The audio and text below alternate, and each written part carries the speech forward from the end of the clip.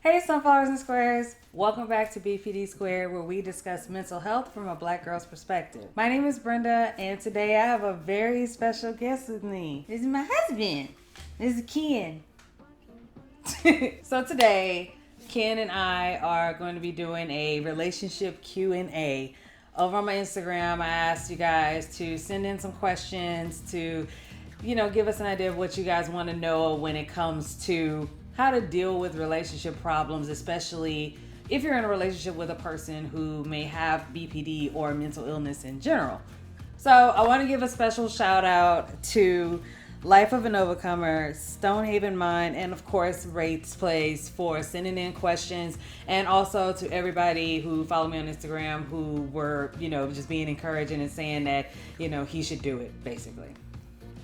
Because, yeah. You want to tell everybody how you doing today? I am feeling like I'm in between.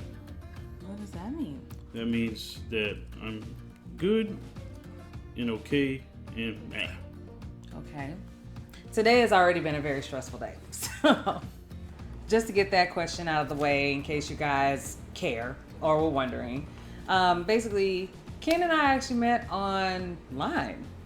What was it? It was through OkCupid. OkCupid. And I don't know. We were kind of messaging back and forth, but the first thing he ever said to me, he asked me, what the heck is a neo-hippie? Because my username at the time was like neo-hippie life or something like that. I don't even remember what your username was. What was your username? It was something regular like Ken. Something regular. Some just basic. Simple, straight to Basic. the point. Yep. Today's Q&A is going to be over, I'm just going to read off the questions that people sent in, basically. And so here we go. Life of an Overcomer asks, how do you support me and not lose yourself? Well, it's very difficult for me to lose myself in practically pretty much anything. I guess it's just the type of attitude that I already have towards and how I actually see things in particular. I guess in this case, as far as how I will feel toward how I will actually keep myself, I just keep a calm mind. I think rationally. I don't try to overthink, and I don't try to control, if that would be the right word for that. Could you give an example of when you would not overthink a situation? Like, is there any moment that I've had where you're like... Well, maybe during your episodes of, I would say, switching to another persona that is not you or I don't recognize. I just tend to step back, analyze, and not go and judge immediately based off of what I see currently right then and there. Instead, I just sit and understand, listen, try to understand, and not say anything. If you want my answers, you'll say something currently at that point. Okay. That was good, honey. The next questions come from Stonehaven Mind. This is a really good one. Do you think my emotions are unfair at any point? When, I guess to say, if I ever get angry at you, or if I ever seem like I'm overly excited about something, or whatever the case, if I'm expressing that emotion to you, do you ever feel like how I'm feeling is an unfair reaction? That's very situation based. It really depends on the scenario, the situation, and what's currently happening at the time. I don't ever consider any feelings to be unfair because you have your own reasons for feeling that way. I don't control your feelings. I can't predict your feelings. I can guess how you're feeling and in hopes I'm right. But as far as me actually knowing how you feel, that's almost the exact same level as me trying to read your mind, which is something that I can't do. I will put yesterday's, I would say, little small episode that you had as an example. Elaborate on that. So what exactly was the situation? What happened? So basically, you were trying to show a friend of mine's, I would say, a shot from a newer camera or newer equipment that you were using. And during that time, I was preoccupied with other things. And during that time, even though you wanted that answer right then and there, I couldn't provide you with that answer right then and there. I did provide you with the answer, I'll say maybe 3 to 4 or 5 minutes prior to after you asked me. I can understand that, it may seem to you that it's unfair, for you to not actually have that answer, but you're perfectly reasonable to feel that way that you do because that is how you feel. I don't try to complicate things. It's as simple as if it's in the box, it's in the box. If it's not, throw it away. Okay. Well. Okay, so the next question is, what do we do on a daily or weekly basis to assure a good relationship? And I think I already know the answer to this. I'm pretty sure you do. 100% communication. Yeah. It has to be. Wait. 1, 2, 3. Communication. No, you gotta say 100%. 1, 2, 3. 100% communication. There we go. Because that shows we're on the same wave, at least on the same road. Not even on the same wavelength. Yeah. If you're still gonna be on the same road, at least you could still be at least in the next lane over. True. We have to be in the same road, or else if there's a break in communication, things will not work. If you do not speak, if you do not talk, how is your partner going to know how you feel, or how are you going to get wherever it is that you want from your partner? Yeah. Regardless of the situation. Yeah, I agree with that. Because I know that a lot of people out there are in that position where they feel like, I don't know how to tell people what I'm going through. I don't know how to express how I'm feeling. Or even sometimes I've had people tell me, I don't understand why they don't understand why I don't feel this way. And again, like Ken said, when it comes to that, you have to communicate how you're feeling. And I know that it's not always the easiest thing to do, especially with a significant other, because especially if we're dealing with BPD, you get in your own head and you're like, oh my God, what if this person feels like I'm attacking them, or if they don't understand where I'm coming from, or they end up leaving me because I express how I feel. And then there's that internal spiral that we go through because we feel everything we're saying at some point is going to come back on us and bite us in the butt. When we met, he told me straight out, if you cannot communicate with me, if you can't talk to me, there's no point in being in this relationship.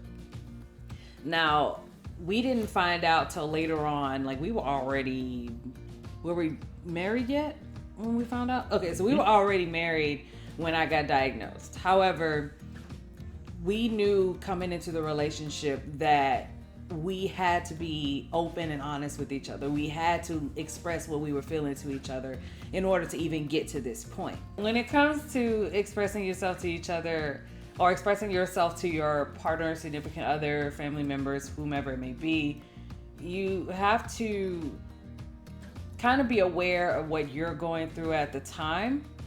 It becomes difficult to say what you want to say to people if you have no idea what you're actually feeling. And that's the first step. Got to know what you're feeling. You got to know how to express what you're feeling to yourself in order to express it to someone else. So when you're in a relationship with someone else, if you can't even describe what you're feeling to your own self, how do you expect your partner to understand anything you're going through? Communicate 100% with yourself to be able to relay that to the person that you need that message to come across to. All right, so this question is kind of a blend of what Wraith and Stonehaven Mind said. They were both pretty much asking the same thing, so for both of them. How do you deal with intense moments? Again, I keep things simple, and the same answer applies. I don't say anything. I watch. I witness. I don't ignore. I listen. Other than that, the only things that I will probably say is basically supporting statements or supporting questions. In, the usual, are you okay? And what do you want me to do? And to keep it real simple, straight to the point. Don't try to complicate things because that may lead into other problems.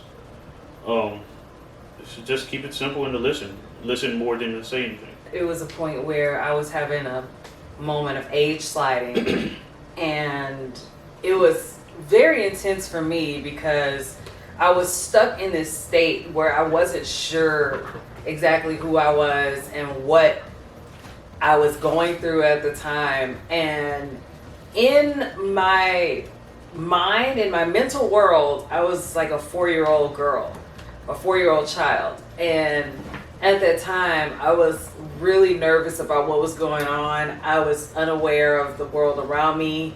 Like, I was familiar with what was going on and who he was, but everything that was going on was just weird. And so I remember that he took me by the hand basically and asked me to come into the kitchen with him and said, hey, do you want to help me with dishes? You want to help me with the kitchen or whatever? Or do you want to sit down and watch TV? And pretty much never changed his tone of how he would normally talk to me, even as a grown woman. Kept talking to me in a gentle tone, talked to me in a way that was respectful and still, like patient, basically. When it comes to those intense moments, the best thing I can say is try your best, of course, the people on the outside in, try your best to be patient with the person, especially if you know that they are dealing with a mental disorder. I say the best thing to do is really just try to be patient with them and try to learn like triggers and try to learn how things affect them. That's not my computer. That is his computer. Because people messaging him. And so, ever since I was diagnosed, do you feel... Did you turn the volume down? I did. Oh my god, dude. Why do I have to come?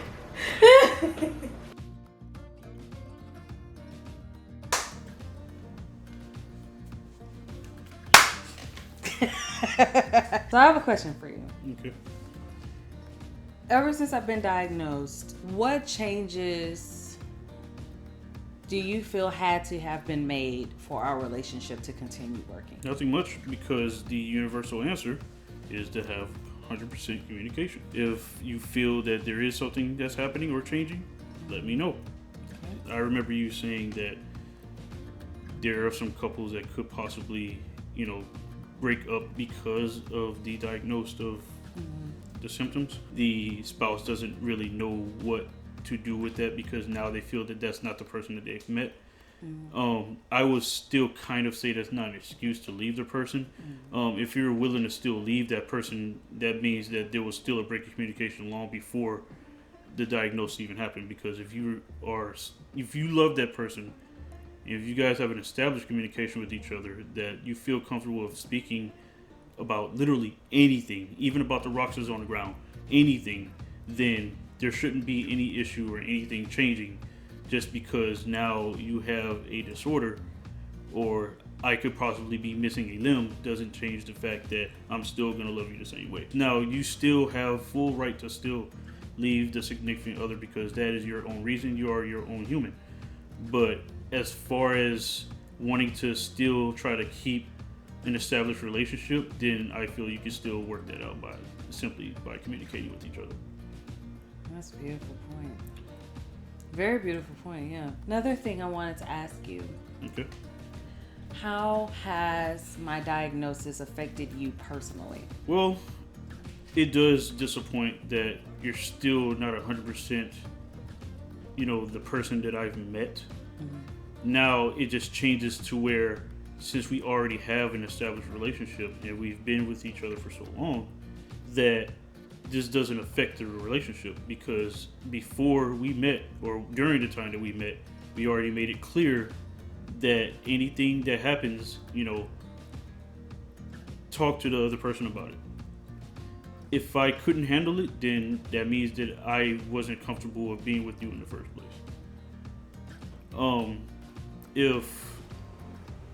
If we weren't married and we still had a good, solid relationship connection, then I still would have made it happen. I still would have found a way to work it out. Do you feel like it was easier to work through this because we are already married and because we already... I didn't say it was easy. I just found it it was easier to understand because our communication was more solid. It's more solid than most communication, than most relationships, I'm sorry. Do you feel affected mentally by this at any point, regardless if it be? This could be different for everyone, but for me, no. Okay. It doesn't add any like extra stress or anything. I mean, I know you just mentioned that you were it disappoints you that because of learning these new diagnoses that it's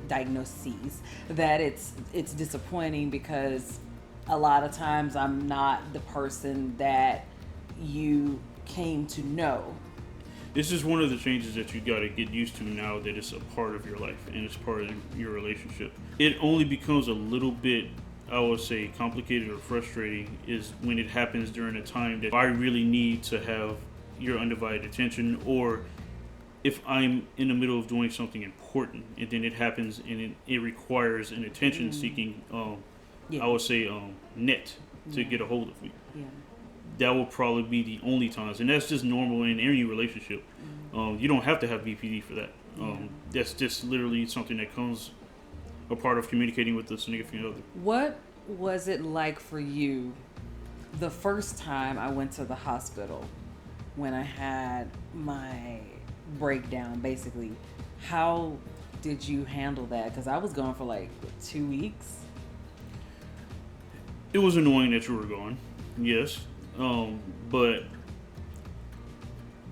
as long as you were still talking to me and you knew who I was, there was nothing that I was worried about. What was your mental process while I was My mental gone? process was to not panic. The doctors tell you before you leave, a little bit of a more understanding of what's going on. As long as you understand that, and the booklets that they give you before you get released also helps with that too as well. I wanted to point that out. Yeah. They do if you give choose to, helpful yeah, information. true. And if you choose to do your own research, which you should do with the new symptom that's happening, especially since your loved one is in the hospital, you want to understand what's going on. I've already took a little study beforehand when we first took hint of what was going on before I took you to the hospital, and that's how I was able to keep my mental composure to not worry or stress myself out that my wife is in the hospital for a mental illness. Yeah. Oh damn! I had a good question and I just forgot it. Are you enjoying yourself so far? Mm-hmm. For the most part, as far as I know. Love you too. That was a beautiful answer, by the way. Oh my god, I almost cried. You pay so much attention to me. It's so good. Even though you say I don't. Come on. I mean, you don't, but that's. Yeah, very. Very. We're leaving that in. Do you think that I've made any progress when it comes to dealing with these diagnoses? Do you think things are getting better? Do you think they're staying the same? What is your take on my personal experience? I think it's better as far as you're not expressing those symptoms as strongly as you used to. I would say that since you have a better understanding of what's going on now, that you don't really show a lot of any of the splitting or the other diagnosis of issues that was pretty much told to you. Not as much. Now it still does there. happen. Yeah, Yeah, it it's still still happens. there. But it's not as much, not as frequent. I would say maybe it went down to about 20% of the time from what it used to be 90% of the time. Yeah, because I did split on you last night, but it was like I was able to catch the fact that I did. Like he mentioned earlier, I got upset about that whole video. So I don't even, and that's the crazy part. After you split, you're like, I don't even know why I was mad at you. But again, like he mentioned before, when it comes to understanding your significant other, understanding your spouse's symptoms, helps you better prepare to say, okay, you were mad. Do you know why? No. Okay, well, are we going to work through this? Yeah. All right, then. So. Because I'm going to ask those exact same questions. He So she literally- already knows exactly what I'm going to ask. So I don't have to say anything. Just look at her face. Yeah, pretty much. Just to go back to that question of our intense moments, one of the things I know that he has taken to doing, and I just learned that this is how I process, and therefore he allows me to give myself that time to process and come to him. So if I'm in a moment where I'm feeling like he said, neglected, or I feel like I'm not being heard, or I need some attention, or I'm splitting, but I just need to get out how I'm feeling, what he will do is he'll listen to me fuss for a minute, and then if I seem like I don't want to be bothered, he'll leave me alone, go and do his own thing, take, get himself immersed in his hobbies, like he games and everything. Shameless plug eventually. But he does his gaming and he does his IT stuff and whatnot and goes into his own world while I process the things that I'm going through. And once I'm processed and I'm like, okay, I feel like talking now, I go in there and we sit down and we talk. And again, it's a point of patience and understanding the symptoms that your spouse or significant other is going through at the time. Go ahead, Carol. I don't know. I'm looking at it. Boom. Yeah. So guys, yes, I hope that this video was helpful to you guys. I know that I've spoken to a lot of people, not just on Instagram, but in my personal circle of people that are in relationships with people who are dealing with mental health issues. Just kind of wanted to get some advice.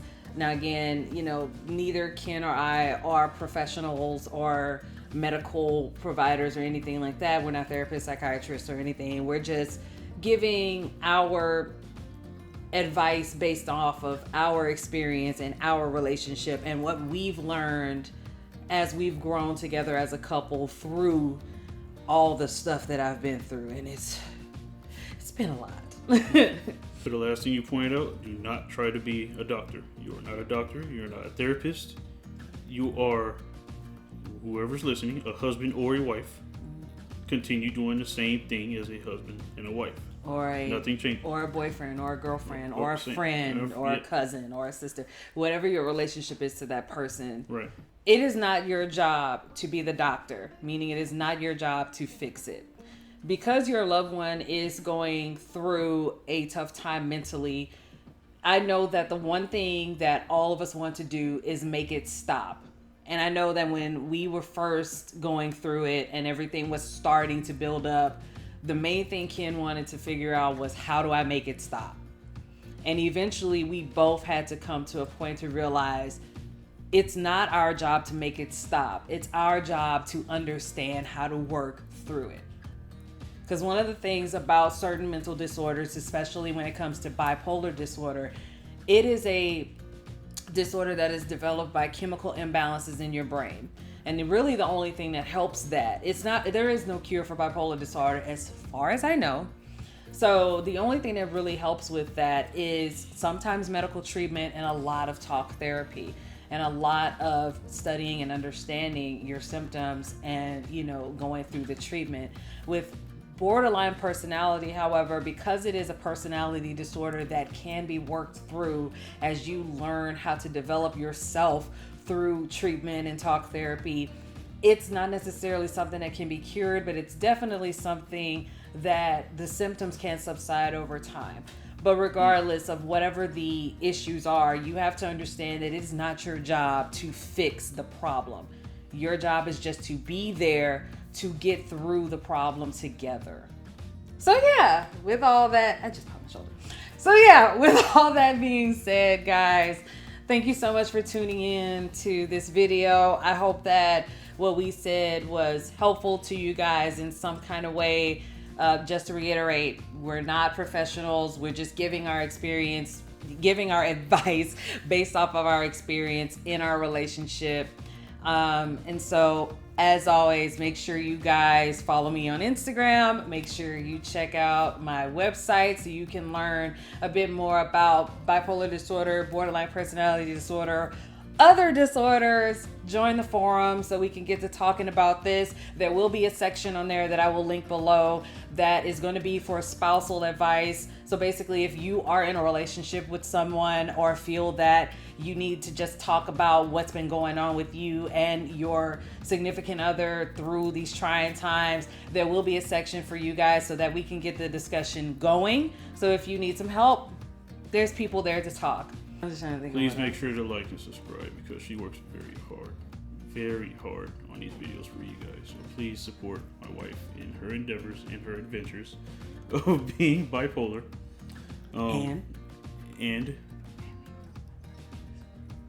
you got that.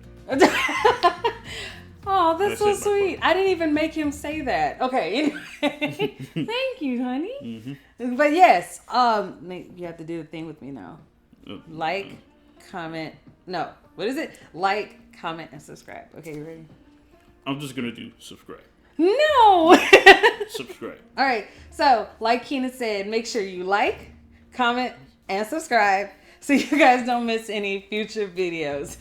And maybe you'll get to see, oh my God, maybe you'll get to see more of Ken as well if I can convince him to break himself away from our new air fryer. Anyway. So, with that being said, guys, as always, stay square, my sunflowers, and we love you guys so much. Mwah!